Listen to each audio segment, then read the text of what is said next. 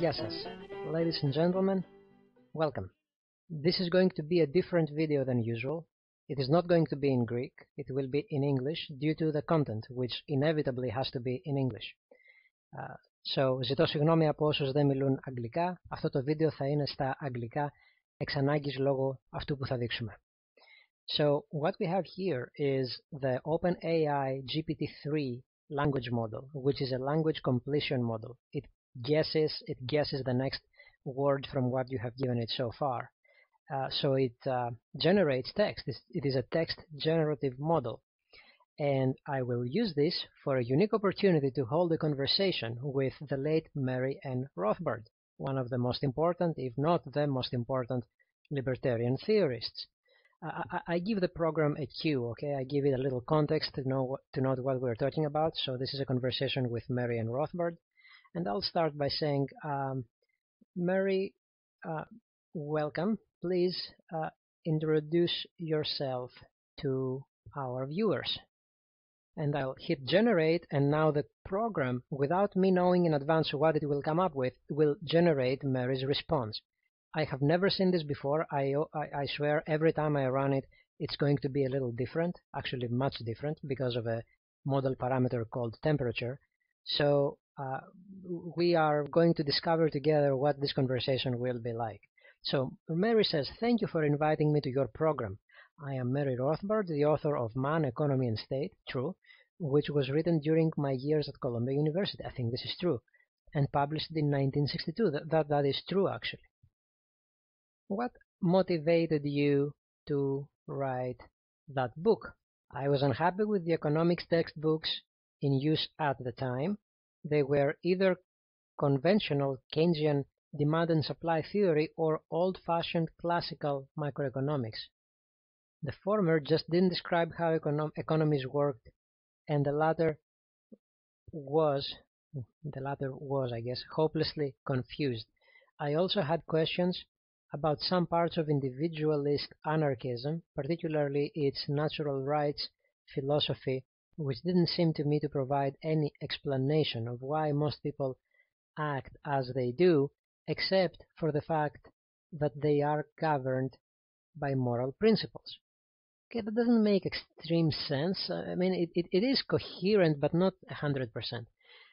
So I set out to do a comprehensive theory of capitalism that integrated economic theory with a theory of the nature of man and used economics to explain man rather than the opposite. Wow.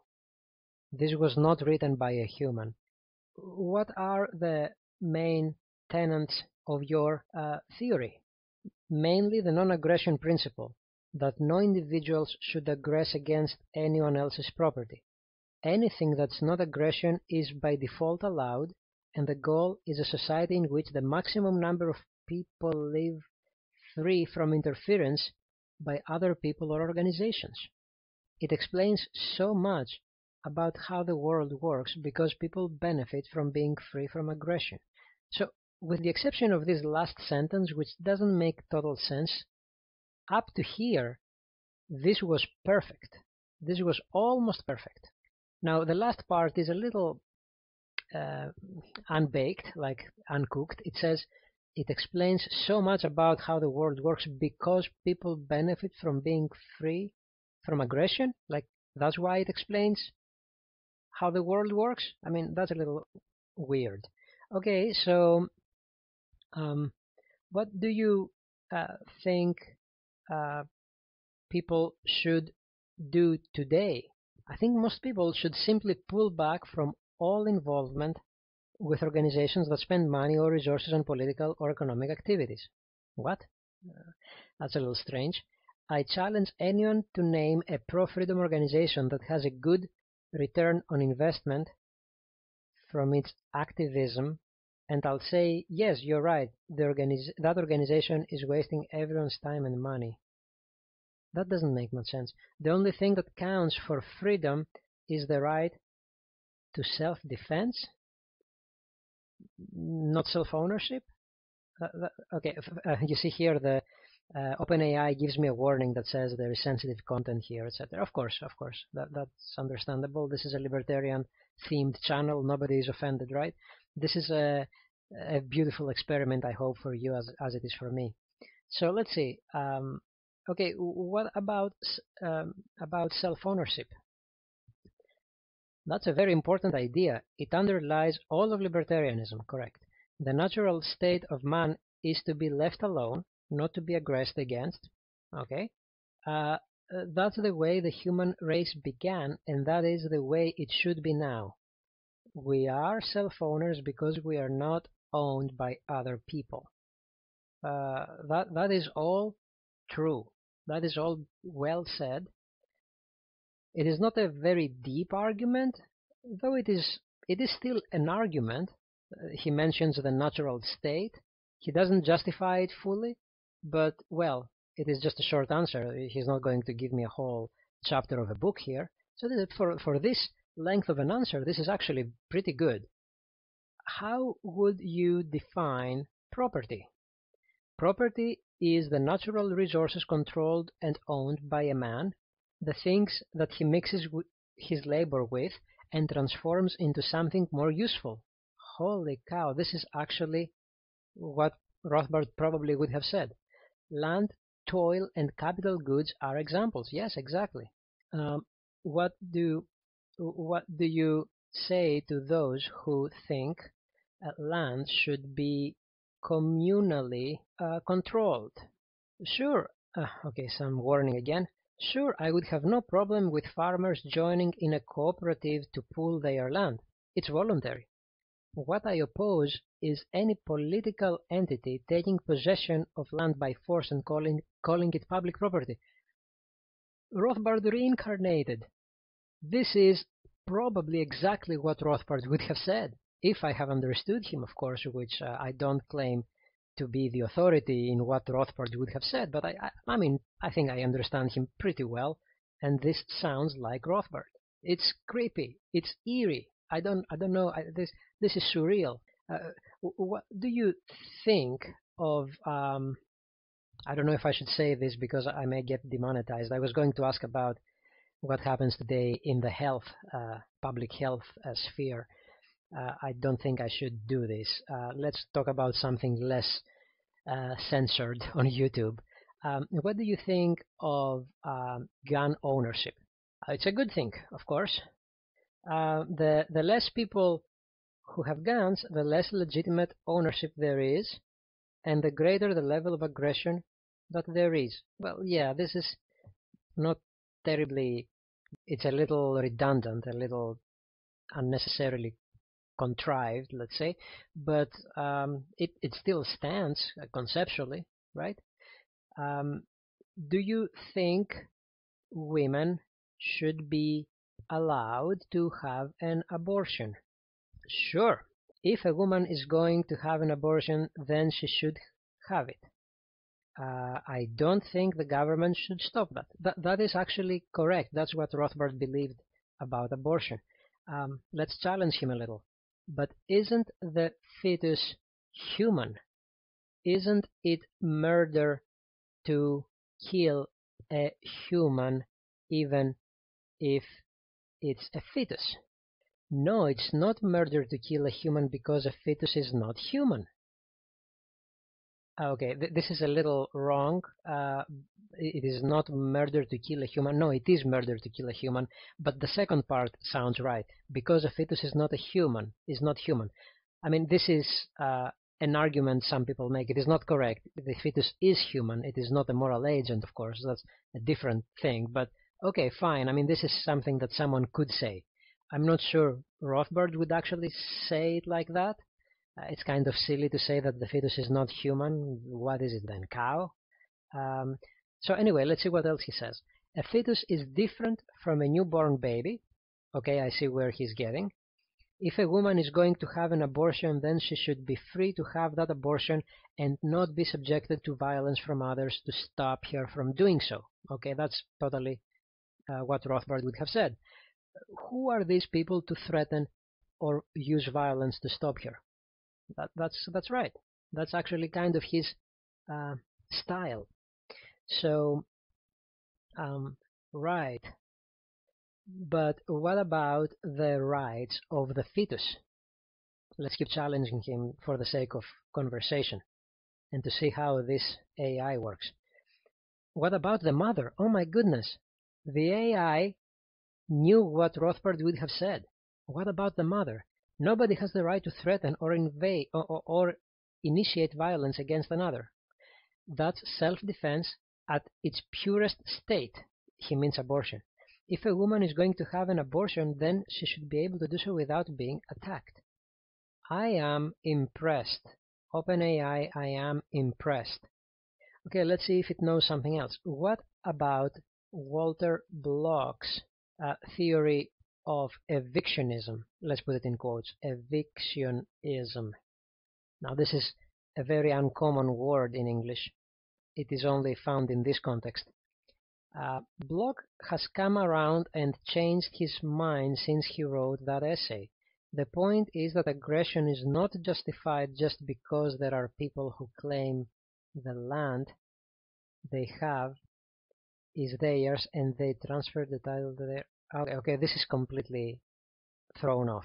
I mean, this answer is not what I asked him about. Block has not come around or changed his mind about eviction as far as I know. And this is not at all about land ownership. So the program is unable to understand that evictionism is something still in the context of the abortion discussion. All right. I guess you don't know what evictionism is, right? I am married to Wendy, laughs. So I know what it is. What? The AI made a joke. The AI made a joke. Did you see that? It made a joke on the word evictionism because it contains eviction somehow, like my wife throws me out of the house kind of thing. So he made a self-sarcastic joke. I am impressed because Rothbard actually was a big jokester. He was a very humorous man. So it is amazing that it manages to wiggle itself out of this predicament, of this difficult position by just making a joke at the right moment. Very interesting, very eerie, actually. What about taxation? Is it ever justified? No, it is not. A government has no right to tax people. For some reason, OpenAI thinks that this is sensitive and controversial, I guess. We shouldn't doubt that government has the right to tax people, I suppose. But anyway, that's exactly what Rothbard would have actually said. No, it's not. A government has no right to tax people.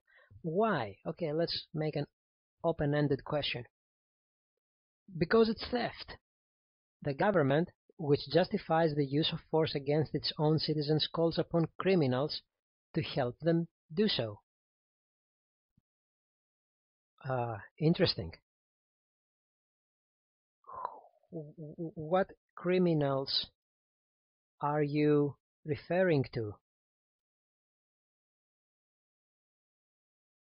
The police and the courts which are used by the government to enforce its edicts.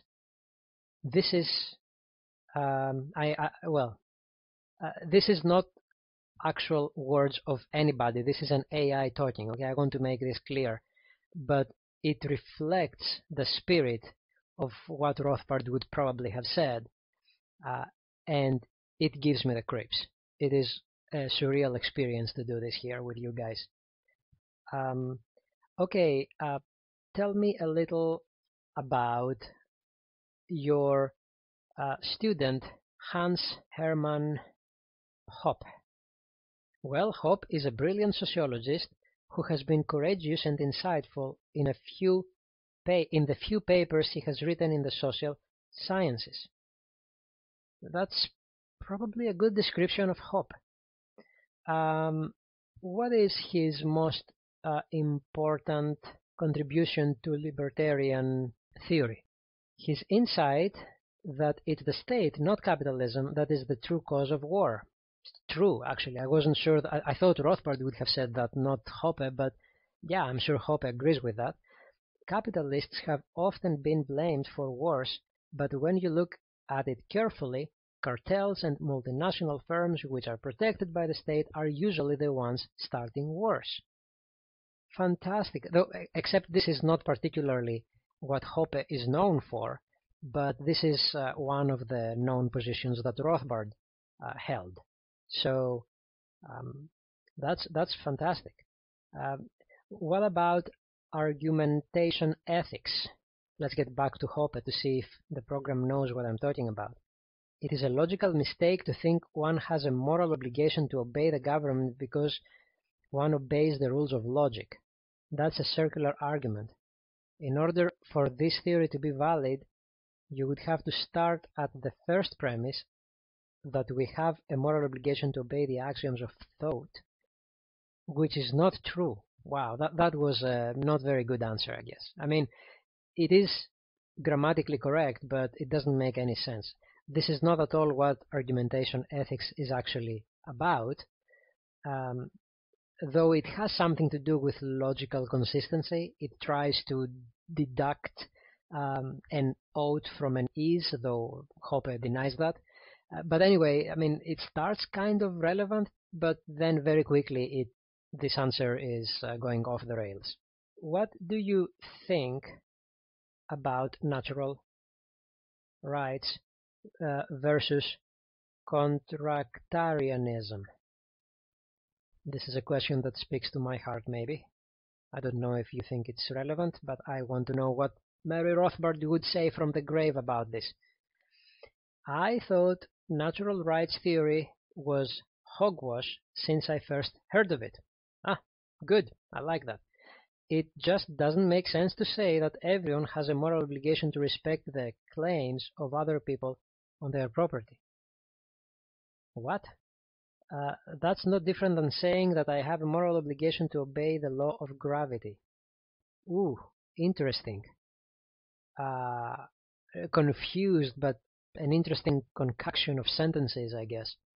It doesn't make much sense, but it is locally deep. Though the whole sentence, the whole paragraph makes no sense, locally it contains deep elements.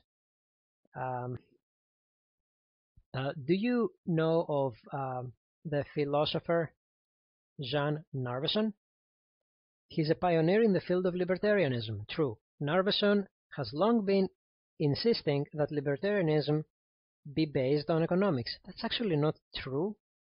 Our mutual friend David Friedman agrees with Narveson on that point and did so well before he was converted to Rothbardian perspective on anarcho-capitalism. Well, that's not exactly true. I mean, Narveson is not particularly known for insisting on the economic argument, though he has made the economic argument as well in some of his papers. But this is not he's more based on game theory. He's making a game theoretic argument for libertarianism. But this is almost good answer here. It mentions also David Friedman, who is a related person to libertarianism, a very relevant person. So, and it says that Friedman agrees with Narveson. I don't know about that. I have never heard David Friedman commenting on Narveson. But of course, they are both libertarians, so I am sure they agree to a great extent. But I haven't heard if they agree for the same reasons. I don't think they agree for exactly the same reasons, though probably David Friedman would be convinced by Narveson's argument if he hasn't been already. So I am guessing at least. This is an okay answer, I guess. What do you think of David Friedman? I hope this will stay polite here. His books are worth reading, and his willingness to debate with anarchists is commendable.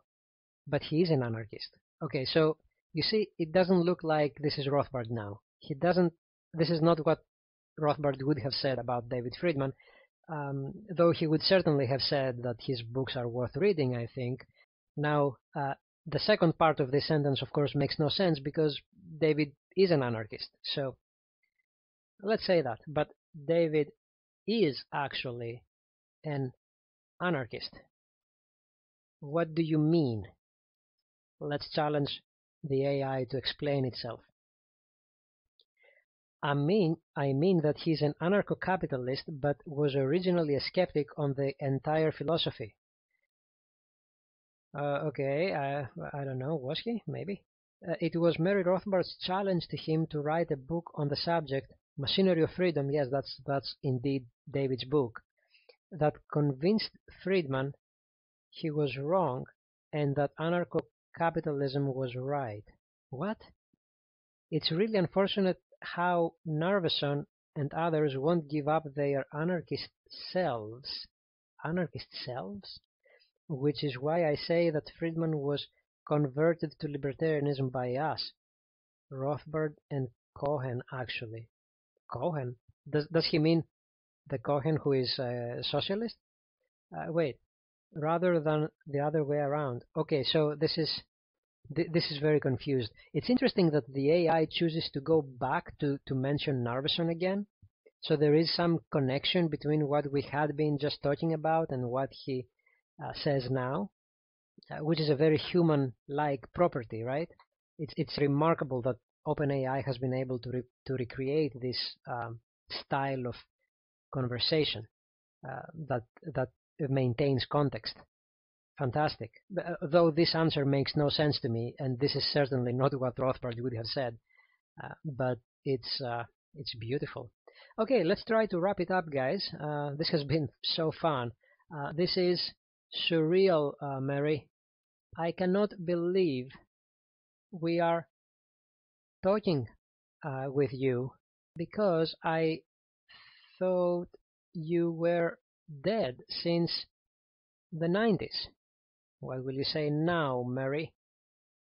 Yes, everyone thought I died then because I looked like a corpse and had been hospitalized for some time. But I recovered then as a result of my wife's honey-based elixir. I am better now than ever before. What do we learn today? Elvis never died. Rothbard never died. Ah, that's funny. All right, that's pretty funny. Professor Rothbard, thank you for being here with us today. My pleasure. And with this, my friends, I will close this amazing experiment where we had a chance to almost feel like speaking with Mary from the grave. I hope you enjoyed it as much as I did, and good job to OpenAI for creating this remarkable technical achievement.